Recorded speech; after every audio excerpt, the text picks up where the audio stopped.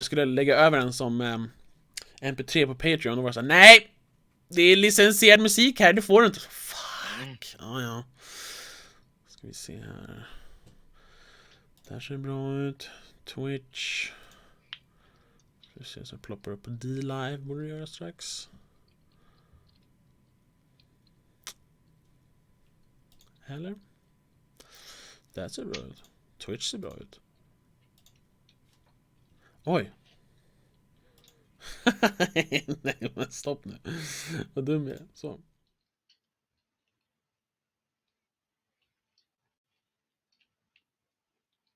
Ah.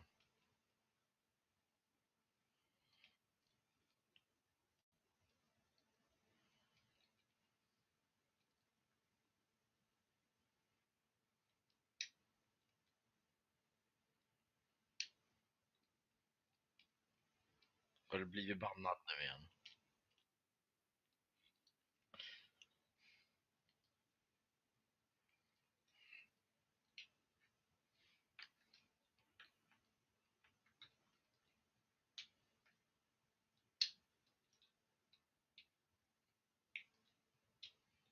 Jävlas.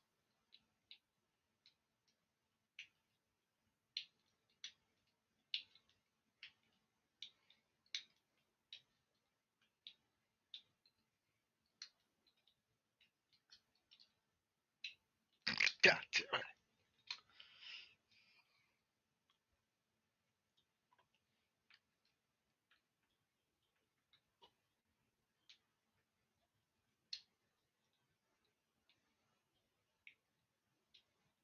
Jävlas.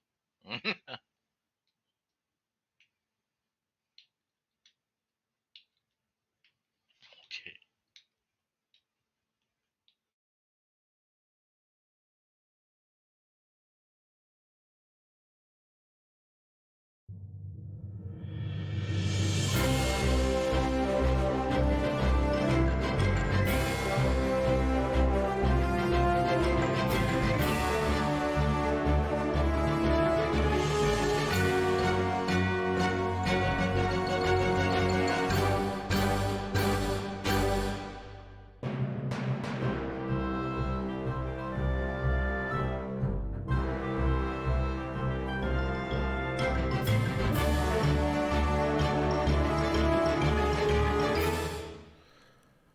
Oh, wait, are we live? Yeah, we are, I think. Hello? Yes, we are live. Why do I keep hearing the music? Turn it off. Where's the music coming from? Hello?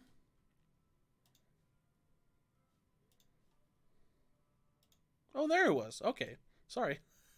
Hello, and welcome back to the most professional live stream show on the internet. It's Please Don't Livestream, and we are doing a we're doing another show today. Yes, we are doing. Welcome one and all. Now I've calmed down. I found all my buttons. Everything seems to be working. Now we're gonna start over. Hello and welcome to Please Don't Livestream. I am your host, as always, Tobias, and above me on this stream is my co-host, Christopher. Hello. Hello. Yeah. Today we're doing something very,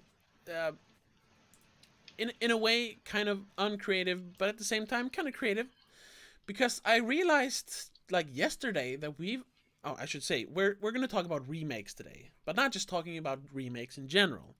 We're actually going to talk about movies we would like to see remade, and who we would want to remake them. And we actually talked about this, or we talked about remakes almost a year ago, or 11 months ago, June 25th last year. We did a discussion about remakes and how and why they might justify their existence. You remember that? Yeah, I remember it, but I didn't remember it was that long ago. Yeah. So and I think I didn't watch it back. It's like an hour and a half, but I think we agreed on that Most of them don't justify their existence, but in general, it's like remakes is always going to be a thing. I'm pretty sure we found a very nihilistic ending to the discussion. I think. I, if I remember correctly, I was more pro remakes than you guys, Yeah, that's usually how but it is. yeah, but I agreed with you on the most part. Yeah, yeah. But this time we're taking it in another direction. We're actually going to talk about remakes we would like to see, not remakes we like, because I think we talked about that back then as well. There's like because there's not that many remakes I actually like, and yeah. Mm. But the mission this time, or the theme this time, was to take an existing property, uh, a movie, and figure out like who would remake it, and if like if we wanted to add something to it or anything. So just like writer, director, and star, and how we would like to see it remade. That was basically the thing. Um, and we discussed a little bit about, well, could we remake it into a TV series or miniseries?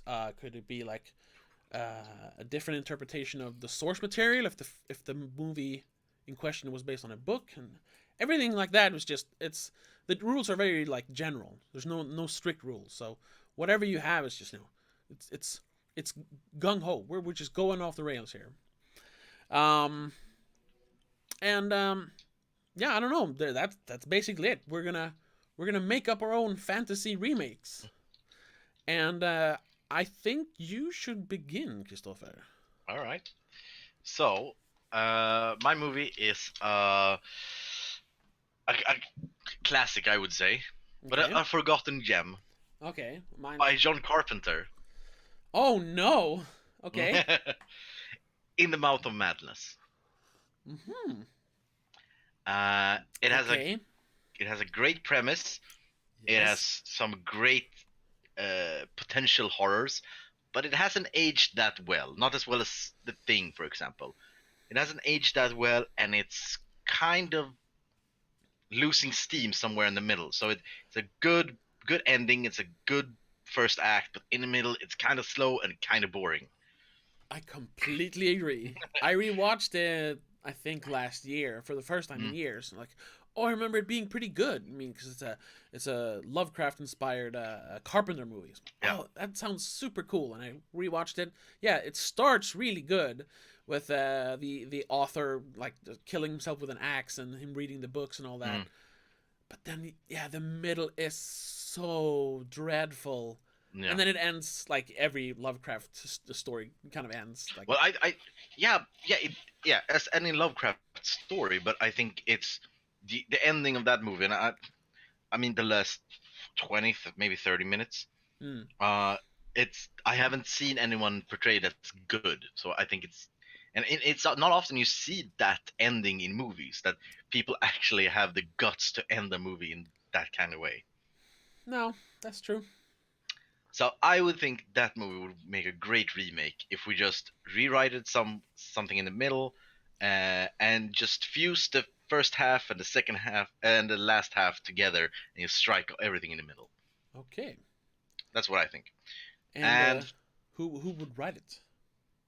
well, I'm on the fence. I would say who directed first, and then we'll Okay, see. Then we can discuss who's going to write it. I'm going to say directing Guillermo del Toro okay, okay. after Pan's Labyrinth. Ah, okay. The effects and the creep factor in that movie, I think it would make it great because this movie needs the like unspeakable horror elements and like the monsters and stuff. Yeah, that's true. So, and I think he could bring it. Also, like if you look at Hellboy 2, The Golden Army, I actually never also saw out in that. that one. I wasn't a Oh, big fan of the first one, so I kind of skipped the second one. I the second one is a lot better. Yeah, people say that, but I was like, I thought the first one was so boring, so I never watched it. Yeah. But okay, okay. Oh well, but there's some great monsters and great uh, what do I say? There's a great suspense in that movie, Okay. I'd say. So Is it sorry, because the first Hellboy, if we're talking about like Lovecraftian mm, stuff, it is kind of Lovecraftian, and I've just got it in my head that it's more of that in the second one, or is that just Oh yeah, definitely. I mean, okay? I Yeah. think in the second one, it was a long time I watched it, but if I'm not mistaken, I think they are talking with like the angel of death and things like that. So Okay. it goes way further than the first one. Okay. Well, maybe I should check it out though. Yeah, I think so. Oh. And I was thinking maybe Guillermo should write it himself because he usually does that. Mm, So my other thought, but I don't know. It could be great or it could be horrible to combine them. okay. If Lynch wrote it. Oh my god. I don't know. That would be really weird. I mean, Yeah, but I mean, could it be a good weird? It's a weird movie. It needs that weird. like honestly, I think that would be like too weird. I mean, Lynch Mm. adapting a Lovecraftian story. Oof. Everyone would be like this Yeah, while and watching it. What the fuck that's is why we going have on? Guillermo to rein it in by the directing and make it like working, like an actual movie in the Mm, directing. maybe. Yeah, maybe. So either he write it himself or we or Lynch write it, but I'm not sure. Okay.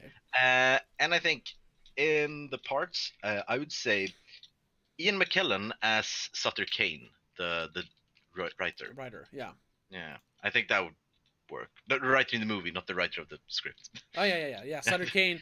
Yeah. Well, should we like quickly go through the Yeah, plot, sure. or we could show the trailer? I queued up the Yeah, trailer. yeah, sure. Let's see. Should be there. Yes. I'll just play that. See, this is some. Yeah, it's a new trailer, but even a better picture. Yeah. Yeah. I don't know how much of the story is going to be in this trailer, but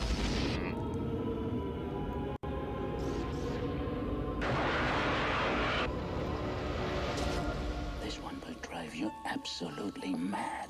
The riots began because the stores could not meet the demands of Sutter Kane's novel, In the Mouth of Madness. Kane disappeared 2 months ago without a trace. He's the guy that writes horror books. You can forget about Stephen King. Kane outsells them all. I need to know if he's dig at alive Stephen or King dead, there, yes. and I need that book. It's a setup. I just have to work out how it's set up. Kane's writing has been known to have an effect on his readers. See this? It's a map. This whole thing has been staged. You just get out. This is not reality. It's all happening for real, Trent.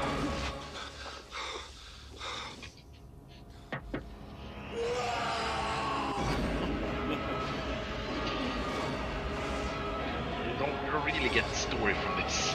no, not really.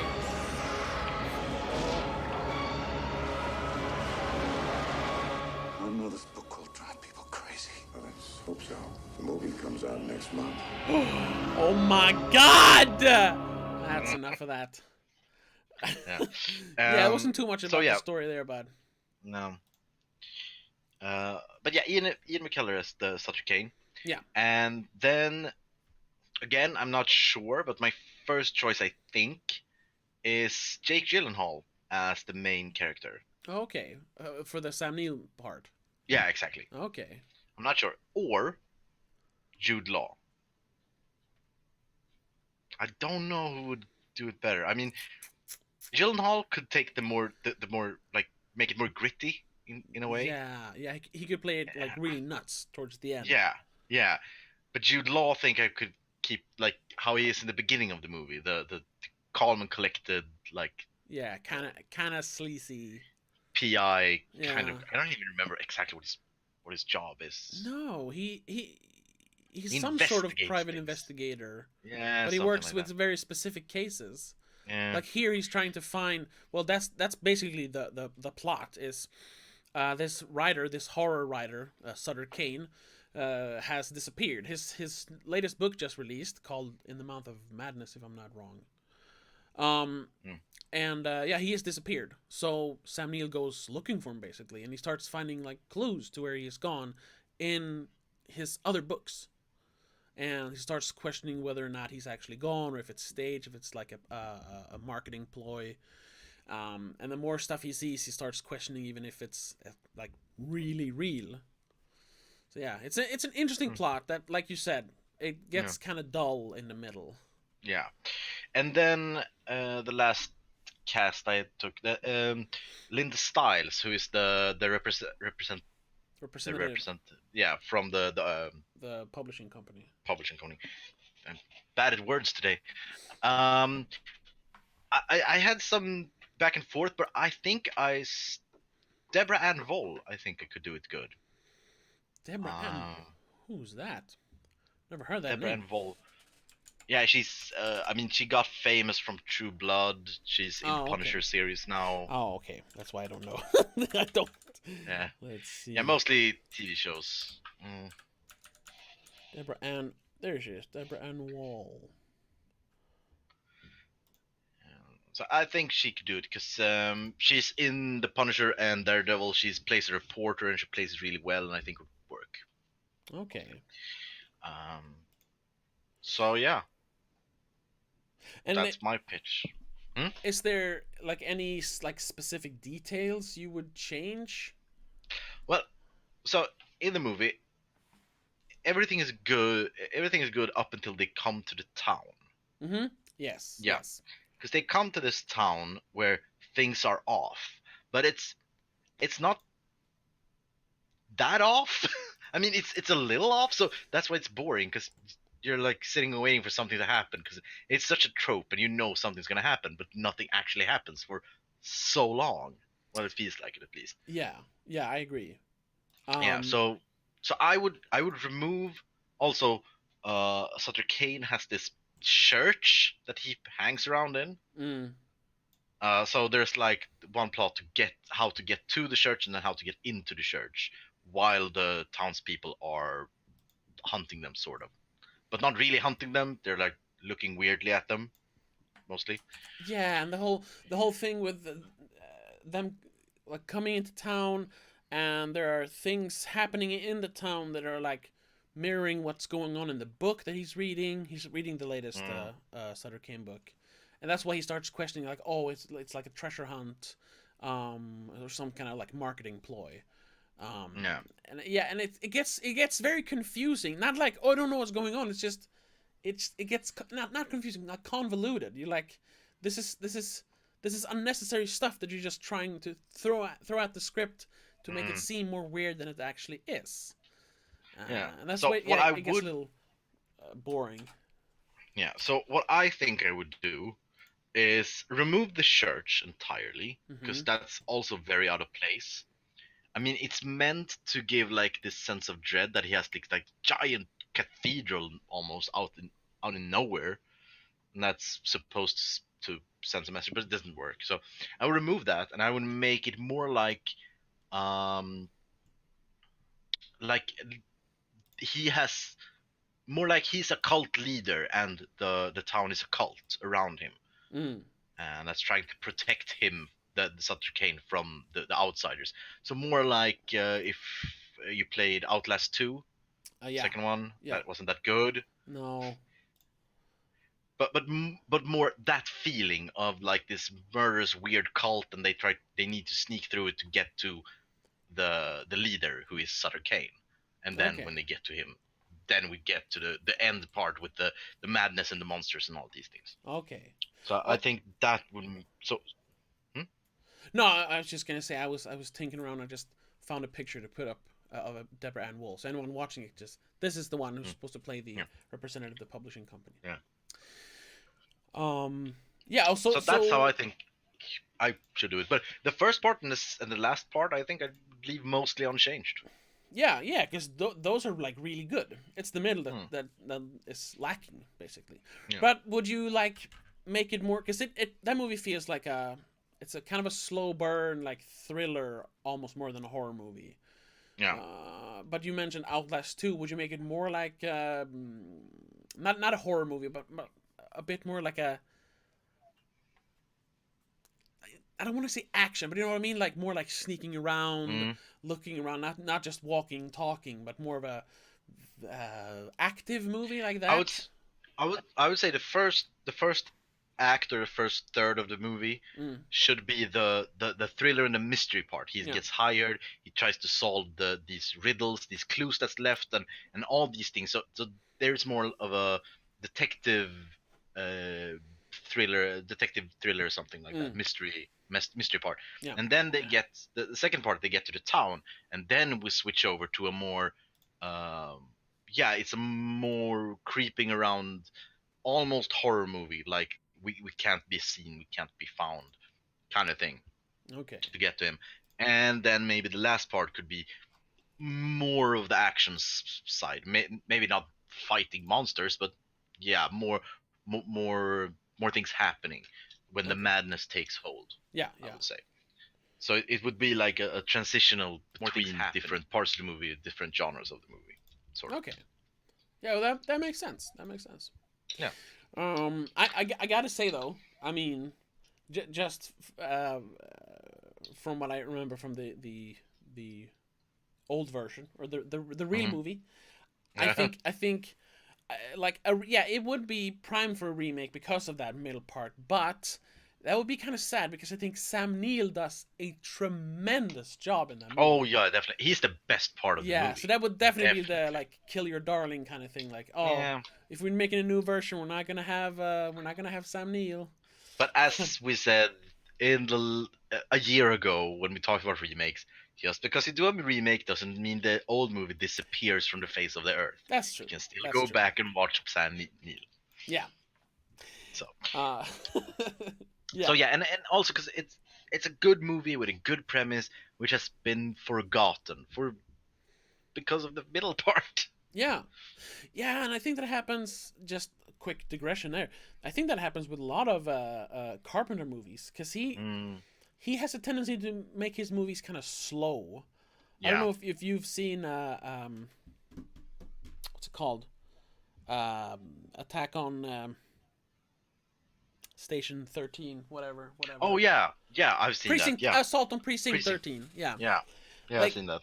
When the gang members are literally just walking slowly towards the police station instead of like running towards it. It's like, wow, I can see this is a Carpenter movie because everyone's walking in slow motion. Yeah, and that's kind of what's going on in the middle part of In the Mouth of Madness as well. Yeah. So yeah, that's my pitch. What do you say? Do you accept the pitch? I do. I'm a little on the fence about the director. I forgot his name. Guillermo del Toro. Right. Guillermo del Toro. Mainly because I think his movies are kind of hit and miss. Like, I've only really seen one movie of his that is like really, really good, and that's Pan's Labyrinth. Because I wasn't a fan of The Shape of Water. I think we've talked about that. Yeah. And his other movies that are good are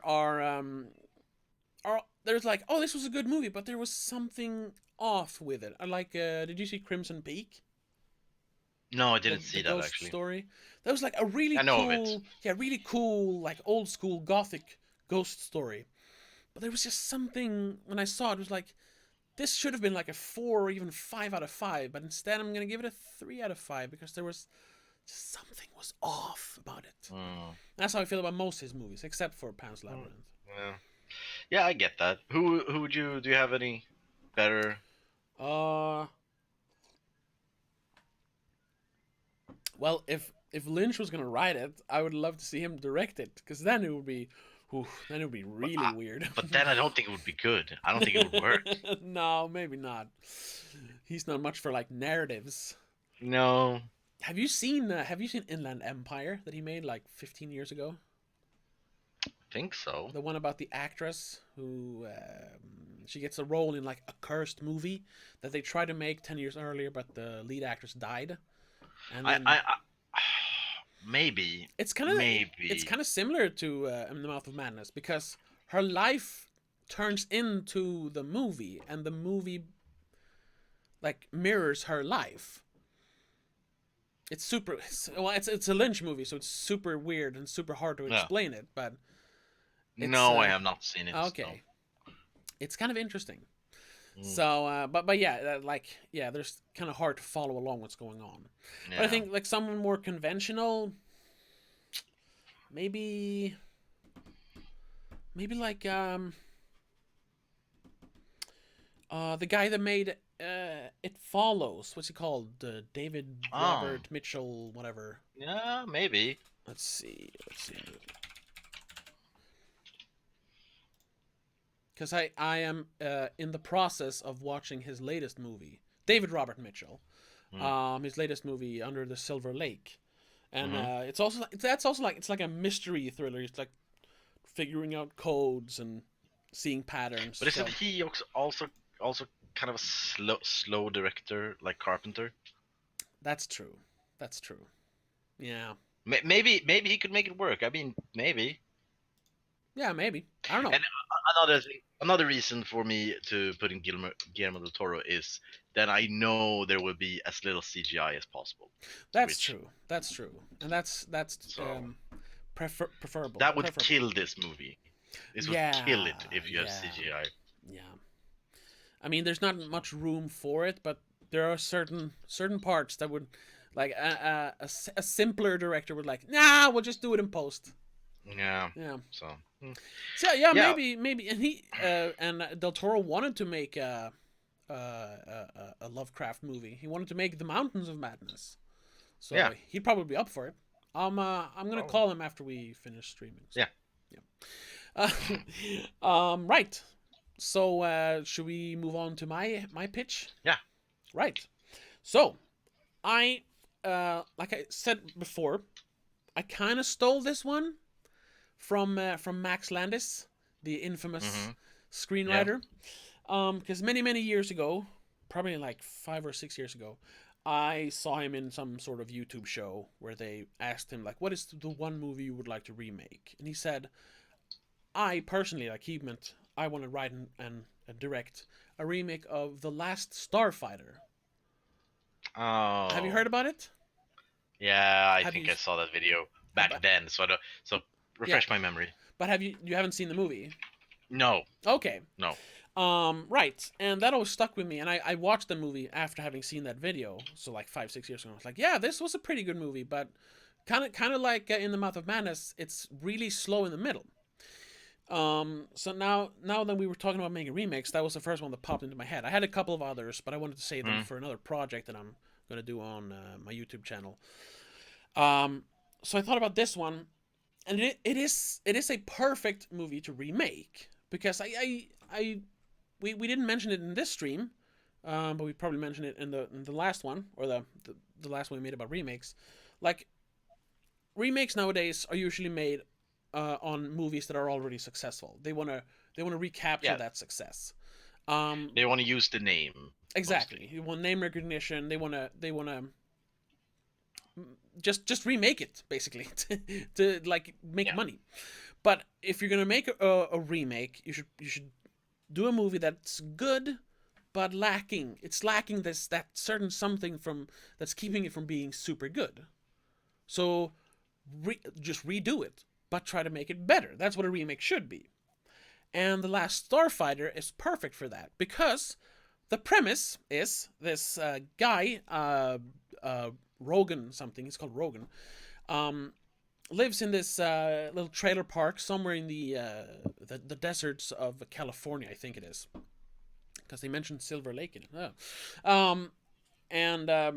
He's so college aged, so like 17, 18 something, and he dreams about like getting away from this shitty little town. He doesn't want to go with his friends to go to the city college. He wants to go to a proper university and like get away from this. He wants to do something more with his life.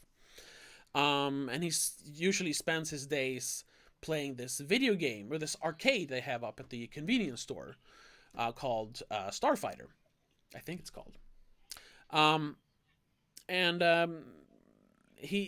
That's all he does, because that's the only video game he has. He doesn't have his own video game, because this is 1983. So all he does is play that, and he eventually breaks the record. And that same night, then the video game starts acting really weird. I'm jumping over a bunch of details, but the premise is that this video game is a recruitment machine for an intergalactic war that's going on without us here on Earth knowing about it, but we're in peril as well. So he's recruited as a starfighter, and he's supposed to fight in this intergalactic war. So that's basically that's the premise of the movie. So it starts out really well. It starts out almost like perfectly, like we've discussed, like a perfect. It follows the that hero's journey structure. But if you just follow those particular beats, like I've mentioned Back to the Future, Tremors. If you follow those beats, your script will be perfect. That doesn't mean the movie is going to be the greatest movie ever made, but the script is going to be flawless. And it follows those beats in the beginning. So it starts with this like long take, just going through the entire trailer park, where we get to meet all the different characters. It's his grandma, his brother, the neighbors, the guy who owns the convenience store, and they have all the little quirks, just so you like, oh, that's grandma. She wants to watch her soaps, and his mother works 2 jobs. It's like just to make you recognize who they are as characters without like lengthy exposition. And then they introduce our hero. They introduce his girlfriend. And they introduced the main, like,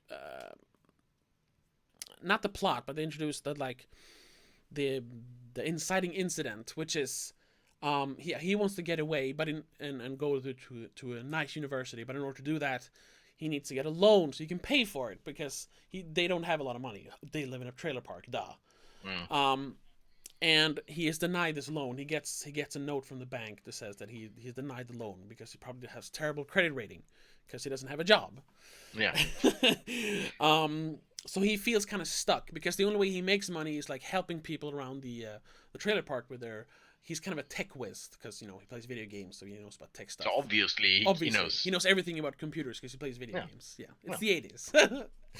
So he fixes people's antennas, helps them patch their wiring in the trailer, and just doing like handyman stuff around the park. And that's the kind of stuff he wants to get away from.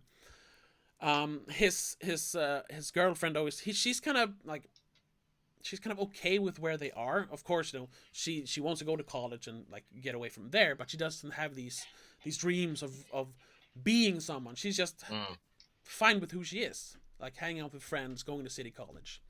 So there's a little bit of a clash there as well. But and then like clockwork, 20 minutes into the movie, that's when the video game machine, that's after he has gotten the note, and he's like, oh, looking at the stars, he's so upset, throws away the paper, and then the machine starts shaking, and this DeLorean looking car drives into the trailer park, and that's where he gets shoved off to space. And it's so well made, those first 20-25 minutes. Where it's lacking is in the middle, when he's actually in space, because it's a very low budget movie. I wasn't able to find exact numbers, but it's like in the single digit millions. Yeah, very low budget, but yeah, for Hollywood. Yeah. So the first thing is they don't, which I don't think that's budgetary, but they have a lot of like computer graphics in the movie, which is like in 1983. That's like the second movie after Tron to actually use computer graphics. So they look terrible, and they use those instead of like miniatures for the space, the spaceships and the starfighter base that they go to. For some reason, they use this terrible looking CGI, and the actual base. I mean, it looks okay. I mean, they're sitting on regular office chairs. It's kind of empty. I get the feeling it's like Star Trek-y. Yeah, First season Star Trek. Yeah, kind of like that. So I mean, it looks nice, but it could look a lot better. Yeah. And we don't spend a lot of time on the actual space station. He like backs out because it's too much. He's reluctant to take responsibility, like any hero does. So they ship him off to Earth again. So like, oh, that was space, I guess. And then very quickly, I mean, I guess I'm gonna spoil the plot. Yeah, sure. Yeah, they're attacked by the bad guy. Oh, there's also like like also like perfect timing, introducing the threat precisely when he's like, this is all made up. I don't believe this. And then boom, there's the bad guy, and oh, we see there's actual stakes going on. Wow. And that's when he'd say, this is too much for me. I gotta go home. He goes back to Earth. The starfighter base is attacked, and every other recruit, starfighter recruit, is killed off. Like there's barely any people left on the base. So when they bring him back, because like, oh, you gotta help us, you're our only hope, blah blah blah. He goes back to space. It's all empty because they couldn't afford to have all the extras. They cut the base in half. So yeah, and there's just one ship with one extra. His like gunman, or he's the shooter, and he's a navigator that's steering the ship. And it's so like for the actual like star fighting part of the movie is just him fighting one ship until the ending, where it's this short battle with several ships. So it's very empty in the middle. It's still fun to watch, but it could be so much better if they just had a little more money. And then there's this like side plot with a robot that is replacing him on Earth while he's gone, so people won't start looking for him. They get attacked by like alien mercenaries because they're looking for the last starfighter, the bad guys. They want to kill the last starfighter. So this robot copy of him has to rescue his girlfriend from alien bounty hunters. But yeah, and they wanted to make it like almost like the war is coming to Earth, but instead of like a bunch of like spaceships and like soldiers attacking, it's just like 2 or 3 alien mercenaries. So also they cut down on the budget because they couldn't afford to shoot actual war in a trailer park. And then he comes back after having saved the day, of course. And it's a great movie that just needs more money, basically. And I usually don't like saying that, because I think you can always find solutions even when you don't have money. But not with that story. Exactly, not with that story, especially not out in space with like space dogfights and like big space stations and stuff. No, you need money there, and you need a more competent director. The director, Nick Castle, he made like 2 movies. He made The Last Starfighter, and he made like 1 other movie. It's actually the guy that plays Michael Myers in the first Halloween movie, because he's friends with John Carpenter. Oh, Let's see. He's written some. He's directed. He's actually made a couple of movies. Okay, I was wrong, but I mean, there's no movie you actually remember. No. Major Pain. The only one I can remember is The Last Starfighter. That's basically what he did. So as much as I like the stuff he did in that movie, I think a more seasoned director could do a better job of it. Yeah. So who do you put in as directors? Well, the director was kind of hard. My first choice was that could be really fun, but it was kind of obvious, I think. I thought Edgar Wright. George Lucas. Yes, George Lucas, exactly. No, no! He was like, oh, it's perfect. Men he likes the computer effects, so... Yeah, so he would just look at it and say, no, these effects are great. It's made in the 80s, so... Could we put in more? Yeah, exactly. Want to replace all the cool... I should mention that. There's a lot of like cool alien makeup effects on people. There's a lot of like rubber monster masks, which is a lot of fun. Instead of... if George Lucas did it, it would just be CG aliens. Like, no. And everything would be green screen. No, so I thought Edgar Wright, mostly because he's good at... Well, he hasn't really made... Well, he's made 1 sci-fi movie, I suppose, World's End. But I just feel that a kind of quirky story like that, that follows the hero's journey, which he likes to do, especially like in Baby Driver, I think he could do a good job of it, but it felt kind of obvious to pick him. Do you think there's like someone else? I don't know. Another idea was Spielberg, but then I think that would be kind of the George Lucas problem, because if Spielberg did it today, it would just be a bunch of CG.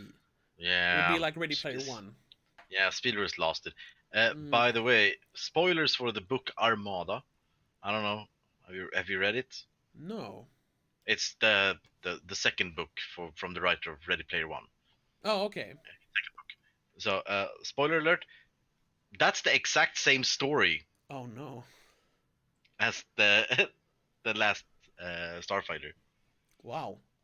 Yeah. Except one change.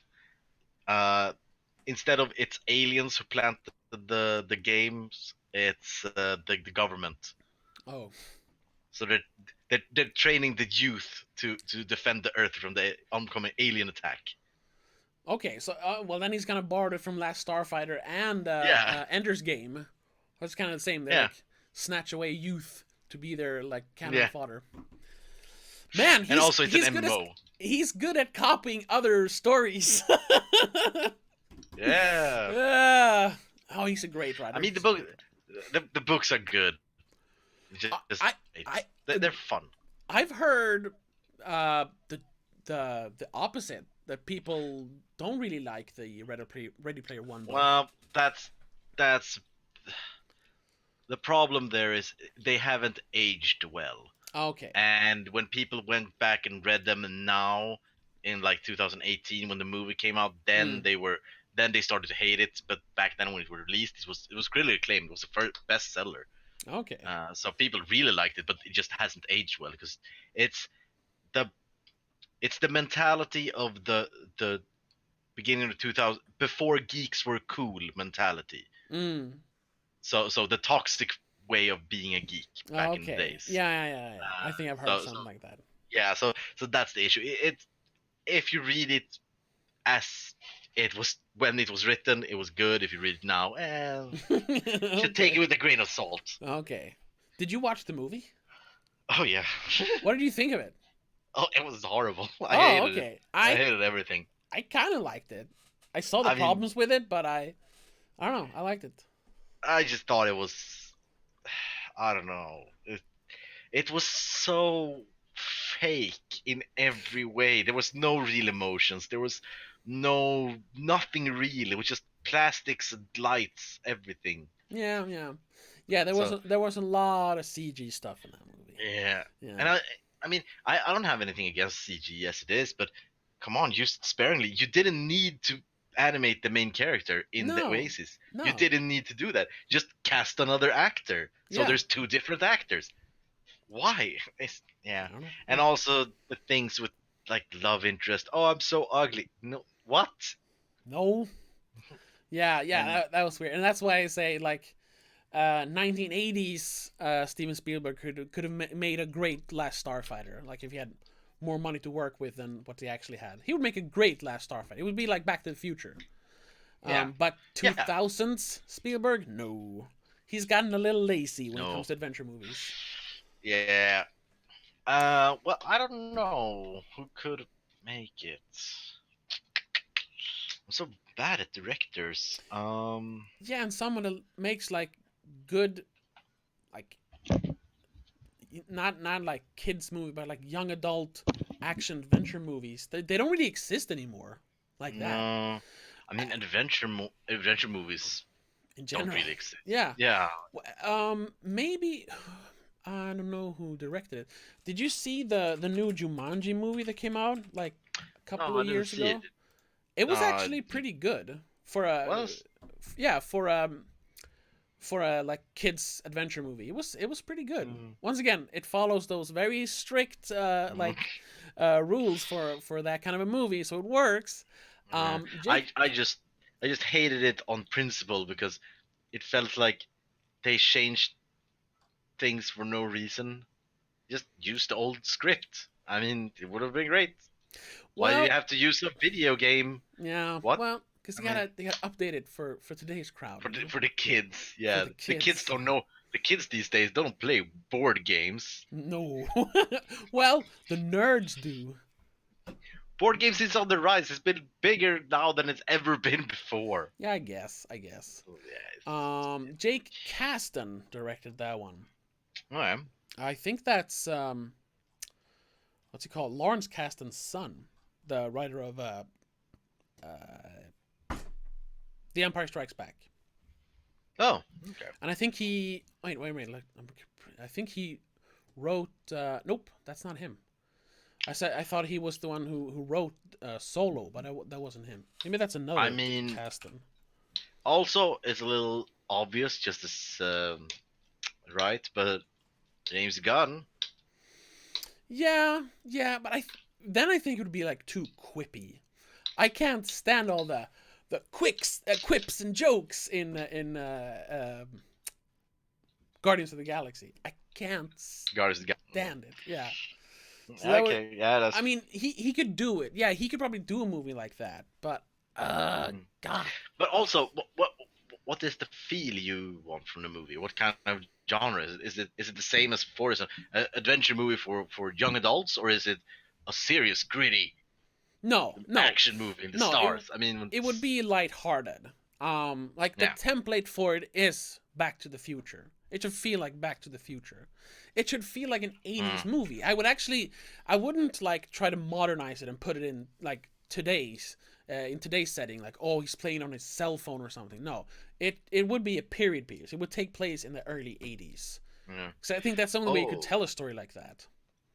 Now I found someone I think would be perfect. No? I haven't seen the actual movie now, so I'm just taking your word for how it is. But Matthew Vaughn. Yeah, that could work. He's got that kind of style too. Yeah, that adventure feel. The modern adventure feel. Yeah, that could work. Yeah, someone like that. Matthew Vaughn, Jay Caston, I keep forgetting his name. James Gunn. Yeah. Or maybe Edgar Wright. Someone with that kind of sense of style. That would really work. Who would write it? I have no idea. I don't know who writes fun adventure movies anymore. So I actually don't know. But there would have to be some rewrites. Steven Spielberg and George Lucas together. Come on. They write the movie. They don't direct. Just write it. Yeah, okay. Yeah, maybe. I mean, George Lucas can write if he wants to. He just didn't want to at the end. And also he needs a good editor, someone who's not afraid to say, no, George, that's not a good idea. Put down the pencils. No more dimensions. Yeah. So I mean, yeah, he can write, but he needs someone to hold him back sometimes. Yeah. And also he needs to want to write. Exactly. Yeah, but someone like a young George Lucas. Hey, Edgar Wright. I don't know. But then in the lead roles would be that was why I thought about Steven Spielberg directing, because he had Ty Sheridan playing the lead role in Ready Player One, and they're very similar, so that's why I thought of him as well. You remember Ty Sheridan from that movie? From Ready Player One? Ready Player One? Yeah. I think he would work. That's your choice, okay. Yeah. So Ty Sheridan as the main character, the Rogan character. Because I was looking around at like young actors, because I wanted someone who's like similar age. They don't have to be like 17, 18, because they usually aren't. But he's born in 1996, so he would be 23 now. But he has a youthful look, and he's a great actor. Yeah. And he's done similar work before. I don't know. Have you seen him in Mud, the Matthew McConaughey movie? No, I only seen him in Ready Player One, and I don't think it was a good portrayal of how he is as an actor. No. So I can't really say if he would work in the role or not. Okay. Nah, but he can do, like, he can act well. Like, you should check out Mud. It's a great movie.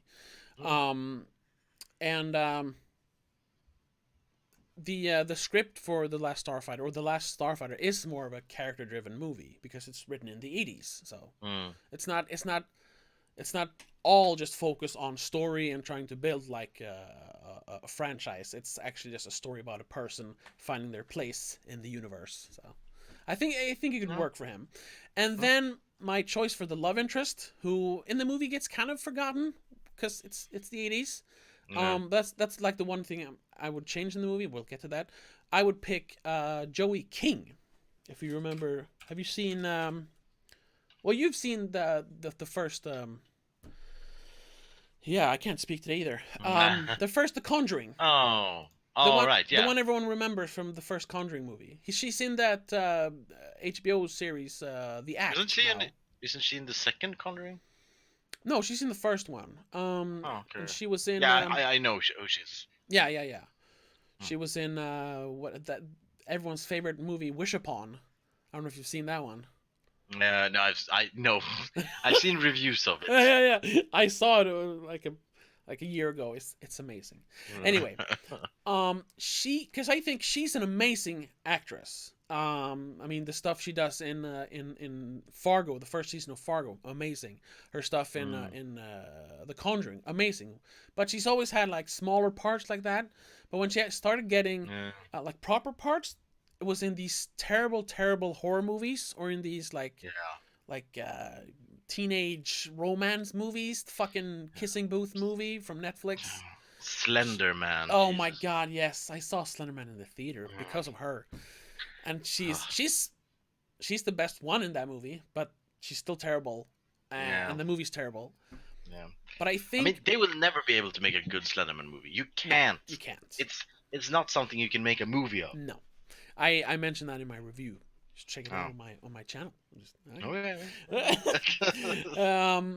So yeah, I think her talent right now is being wasted on terrible Netflix movies and terrible horror movies. Agreed. I haven't watched The Act. People say it's great, and that she's great in it. So I'll probably look at that. But from what I've seen and what she's done before that, her talent is completely wasted. So I wanted to put her in a movie that because I'm producing it in my fantasy world. Obviously. Yeah, there would be great care and attention to actually telling a good story. Yeah. And then we get yeah, no. Oh, yeah. And then we get to what I would change about the movie. So obviously add a little bit more in the middle. Just throw a little bit more money on set design, makeup stuff. And actually, I mean, we don't really use like miniatures anymore in movies, but I would actually, instead of using the terrible dated CGI from the 80s, I would like use miniatures in this modern version of the movie. Oh. Just When to give it that did we 80s see feel. miniatures in a sci-fi movie? I don't know. I actually don't know. No, I mean that's not even. That's not a thing. something is used like. Yeah, I the last thing I can remember, it's probably been some other, but just that pops up in my head is Starship Troopers. They used a lot of miniatures in space. Oh yeah. There must have been something after that. That movie's 20 years old now, but Yeah, see, it must have been, but no, I haven't heard anything. I can't remember. Hmm. Yeah.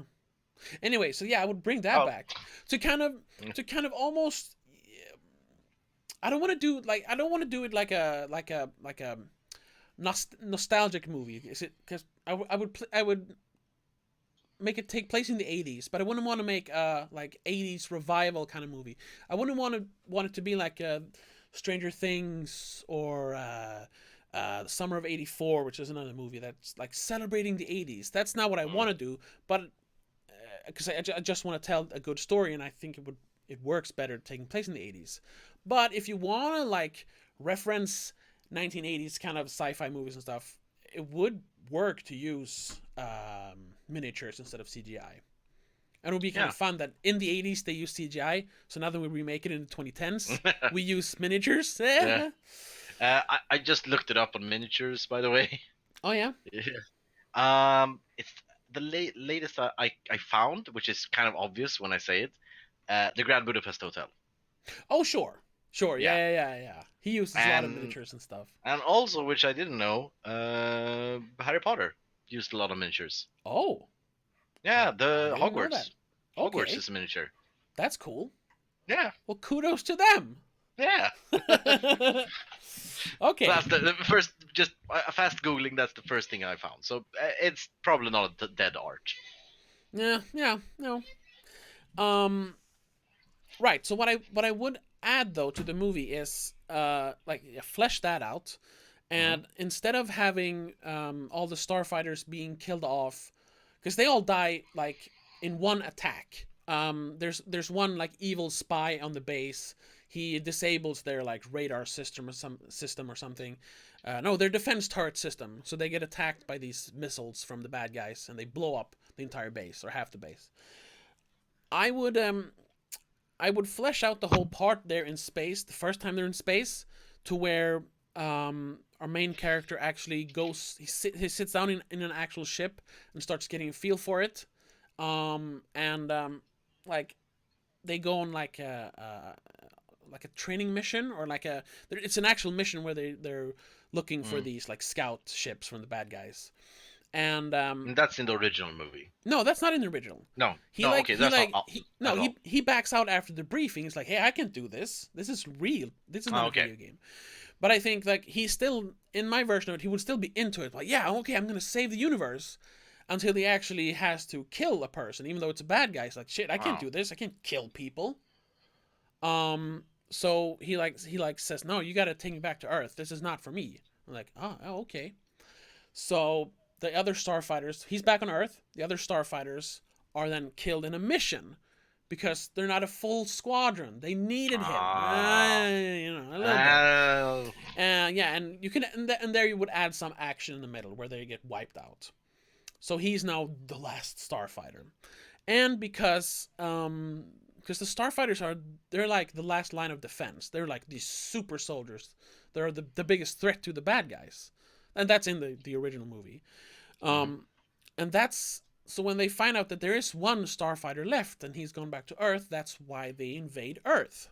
So instead of just having one or two mercenaries, there would actually be like some ground fighting. They wouldn't be like all out war, but there would be like I don't know, 30, 40 like alien soldiers coming to the trailer park and attacking them, and that's why he gets taken back to space, because they start attacking. He started realizing, oh, I can't escape this. It's an actual war that's going to affect us in the end, even though we don't know about it. So there's a bit of a skirmish there, and they come to bring him back. So I gotta stay here and help my family, my girlfriend, my friends. And he said, well, the only way you do that is to defeat the main bad guy. So he leaves, and we cut back and forth then to the ground battles on Earth, and that's why I would flesh out the girlfriend character, because she kind of takes command and runs a little resistance or whatever. Because that's kind of what happens in the movie, because it's her and this robot version of him that the copy they put there. They like fight one or two of those mercenaries, but it's very short, and I would flesh it out to more of like a battle thing, and then him coming back in the end when they have defeated the invading force with their shotguns and quirky characters that we met in the beginning, so we can flesh them out as well. Maybe one of them dies, and then we'll actually feel sad about it because we know those characters. Hey, it's like a movie. So what? Real emotions? No. Yes. Now I know we don't really use those anymore, but I think it could work here. We should try it. Yeah, so that's how I would flesh it out, and then him coming back, and actually going in the ship and going after the main bad guy. Instead of that just being him chasing one ship at a time, it would be more of a fast-paced, almost like one long action sequence, because those are popular nowadays. Mad Max, John Wick. Yeah. And then the final fight is where they use like the super weapon that they have. They introduced don't push the red button in the beginning of when he actually sits down in the ship. They have that thing, and in the end he pushes the red button, and that like saves him in the final fight. So that would actually keep the way it is. And then the ending is also perfect, because he comes back to Earth, and that's when the people, the residents in the trailer park actually sees a spaceship for the first time. That would work here as well, because the invasion wouldn't be with spaceships landing. It would just be people like coming over the hills, like foot soldiers. So when he lands after the battle is over, that would be the first time they see the ship. He says, "Oh, come with me," he says to the girlfriend. because he gets the job of like finding new starfighters now because the war isn't over, of course, which is kind of a good lead-in if they want to make a sequel. Yeah. Yeah, and she follows along, of course, after some hesitation, because then she has grown and realized that she doesn't just want to stay here. There's a whole world of things outside, like that, like he already knows. Yeah. Yeah. So that's how I would do it. Basically, just flesh out the middle, add some more action, make it a little bigger. But other than that, that movie's perfect. So that's why I think it's ripe for making a remake of, because it was fairly popular but kind of forgotten, and it is a movie people should see because if they would have had just a little bigger budget and some more seasoned director, it would have been a classic like E.T. or Back to the Future. I think so. So that could be a good remake. Yeah, I mean, sounds good. I haven't seen the original, so I can't really say if it sounds better, but sounds good. I'd see the movie. Yeah, and you should check out the original. It's pretty good. Like just gotta keep from falling asleep in the middle. So I have a few other ideas that didn't make it. Okay. Just want to go through them. Yeah. So the first one is 4 Rooms. Oh, a remake. Yeah, Okay. remake of that, because I think it could work to do today with 4 new directors, maybe some up and coming directors. Yeah. I mean, it's a good setup. Would it be a like straight up remake, where it would be the same 4 stories, or would it be just a remake of the concept and you would have The concept, I would say, just yeah. It's the same thing. Like, he's a new bellboy. It's the New Year's Eve, and he visits 4 rooms, and every room is a director doing their own thing. Yeah. Okay. Completely original. I think it would be good, because the old movie is good, but it's hard to rewatch. I rewatched it not long ago. Okay, I haven't seen it. It hasn't aged well at all. Oh, really? I probably haven't seen it in like 18 years or something. Yeah, I think you're better off not seeing it. Oh, okay. if you have fond memories of it, don't rewatch it. Oh, okay. Because there are some. I mean, 2 of 4 rooms are kind of bad. So. Okay. Yeah. I'm trying to figure out which one. Well, the first one, obviously. Which one is that? The Witches. Oh, I don't even remember that one. Yeah, there are coven of witches. One of them is like Madonna, I think. Oh, right. And then there's a room with the guy who needs his pills because he's having a heart attack, right?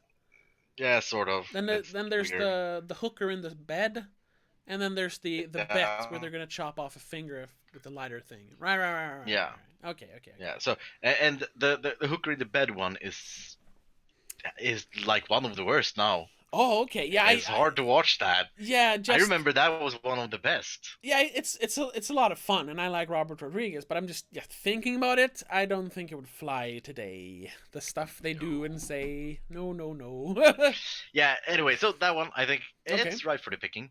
And then, as I said before the stream, Waterworld, but I'm not sure if it could work. I was thinking about it, but I don't think you could make that movie good. Another movie, mostly because I want people to like re-experience it, because I love it. Creature from the Black Lagoon. Oh, well, they're not really making it anymore. They were gonna remake it. Yeah. They're not doing it anymore. Then Shape of Water came out, and they were like, "Oh, we can't be evil against the fishmen now."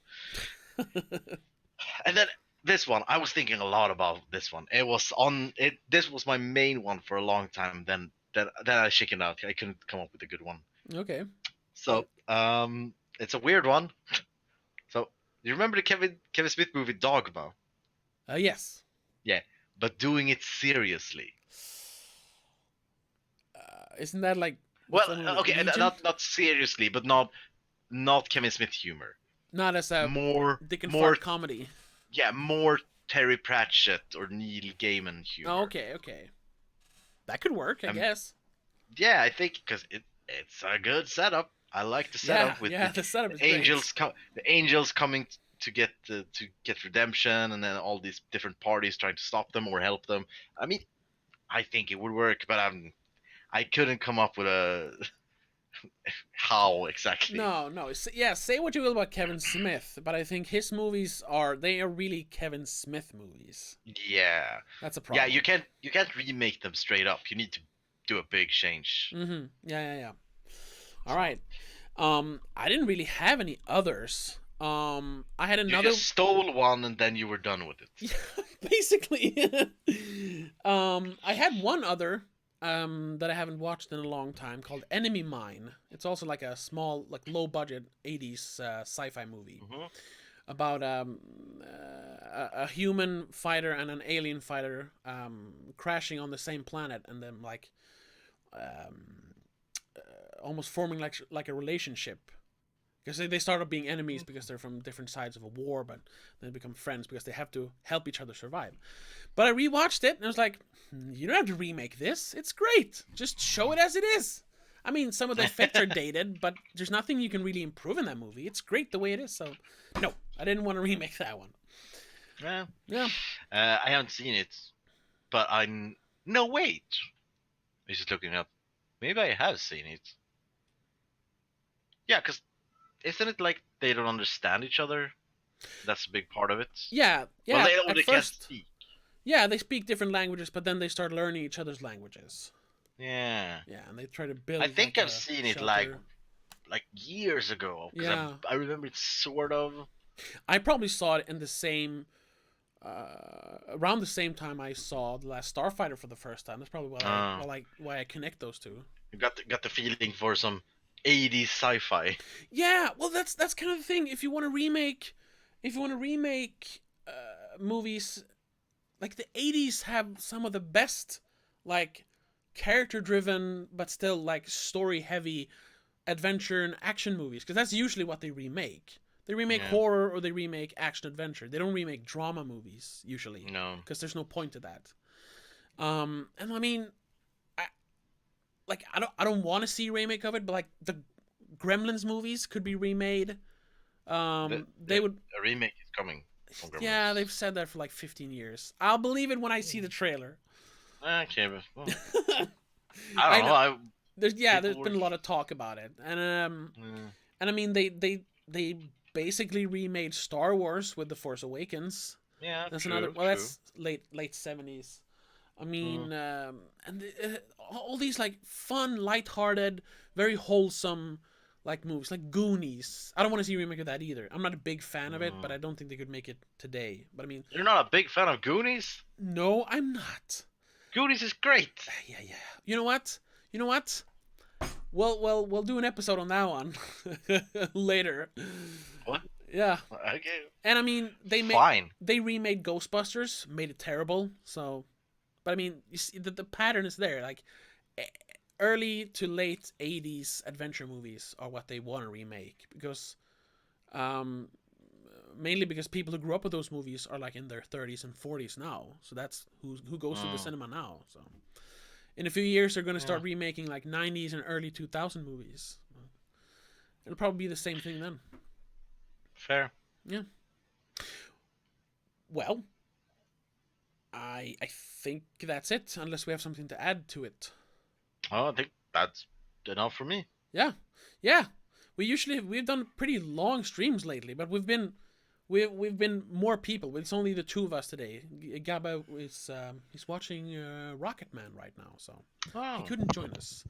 But he'll give us a short review in the next episode. And speaking of the next 4 or 5 episodes, yeah, I think I'm just gonna check. I'm gonna say 1, 2, 3, 4, 5. Next 5 episodes. The next 5 episodes, sadly, Christopher won't be joining us. He's going on an epic adventure of his own. Yes. Yes, you're going on a vacation with your family, your brothers, I suppose. Yeah, my brothers. We're going to America. Yeah. See the States. That's kind of cool. Yeah. You're doing it because you're not just staying. You're going on like a road trip, right? Yeah, sort of. We're going to Portland, San Francisco, Las Vegas, Los Angeles. Nice. So yeah. Yeah.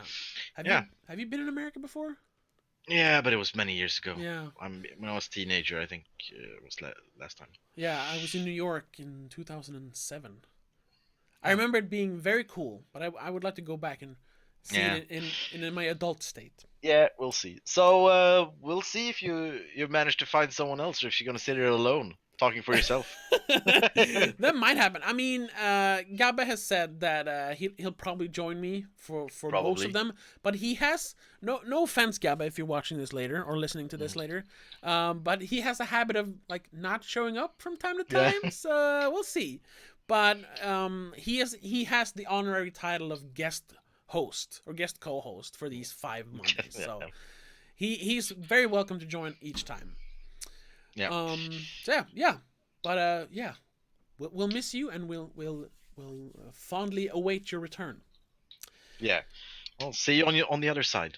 Yeah, hopefully not yet. So that's that. But that's a little update. Yeah. And I have, but we'll talk about that off air. I have something we should do when you return. Not just because you return. I just got an idea. Yeah. But that's that. So next week we'll do a stream, just me and Gabbe, hopefully, and we'll talk about. We have some ideas floating around, so we'll figure something out. But that's that. So you have a great trip. Everyone watching, either now or in the archives, you have a great day, I suppose, and we'll be back in a week. But until then, have a good one. Bye. Bye.